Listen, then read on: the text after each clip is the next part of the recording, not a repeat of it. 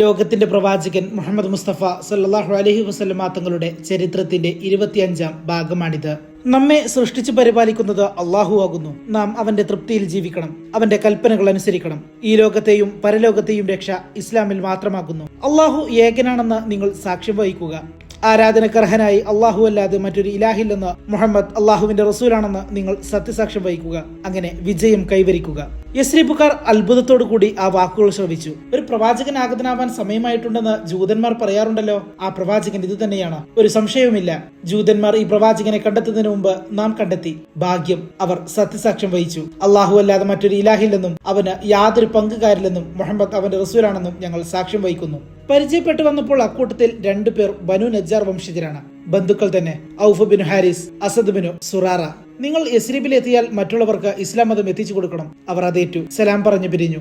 മക്കയിലെ മലഞ്ചെരിവിൽ നിന്ന് ബഹിഷ്കരണം കഴിഞ്ഞ് മടങ്ങിയെത്തിയ ശേഷമുണ്ടായ ഒരു പ്രധാന സംഭവം. നജ്റാനിൽ നിന്നും ഒരു കൂട്ടം ക്രിസ്ത്യാനികൾ വന്നു. ഞങ്ങൾ പൂർവ്വവേദങ്ങൾ പഠിച്ചവരാണ്. ഒരു പ്രവാചകന്റെ ആഗമനം പ്രതീക്ഷിച്ച് കഴിയുകയായിരുന്നു ഞങ്ങൾ. അബ്സീനിയയിൽ വെച്ച് ഞങ്ങൾ കുറെ മുസ്ലിമീങ്ങളെ കണ്ടുമുട്ടി.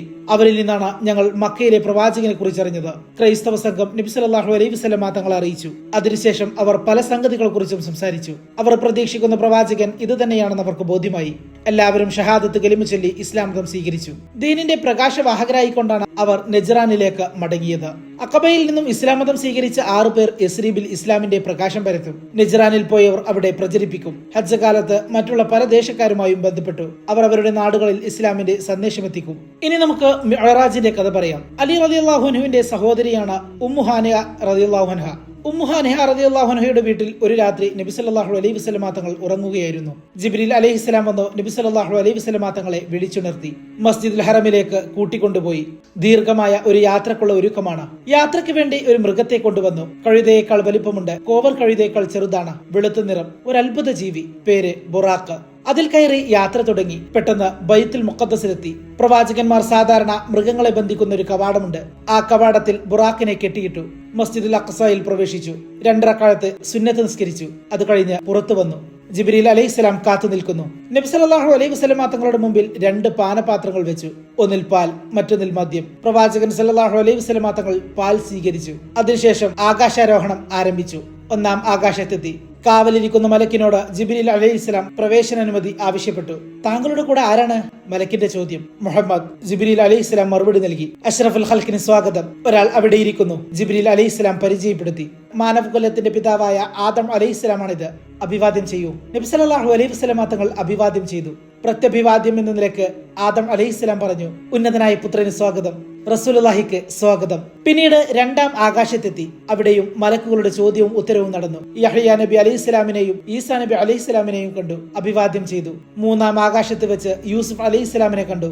4-ാം ആകാശത്ത് വെച്ച് ഇദ്രീസ് അലൈഹിസ്സലാമിനെ കണ്ടു. 5-ാം ആകാശത്ത് ഹാറൂൻ അലൈഹിസ്സലാം. 6-ാം ആകാശത്ത് മൂസാ നബി അലൈഹിസ്സലാമിനെ കണ്ടു. 7-ാം ആകാശത്ത് ഇബ്രാഹിം നബി അലൈഹിസ്സലാം. കണ്ടുമുട്ടിയ എല്ലാ പ്രവാചകന്മാരെയും അഭിവാദ്യം ചെയ്തു. അവർ പ്രവാചകനെ ആദരപൂർവ്വം സ്വാഗതം ചെയ്തു. പിന്നീട് സിദ്റത്തുൽ മുന്തഹയിലെത്തി. ജിബ്രീൽ അലൈഹിസ്സലാം പിരിഞ്ഞു. ഇനി ഒറ്റക്കുള്ള യാത്രയാണ്. അങ്ങനെ സർവശക്തനായ അള്ളാഹുവുമായി സംഭാഷണം നടന്നു.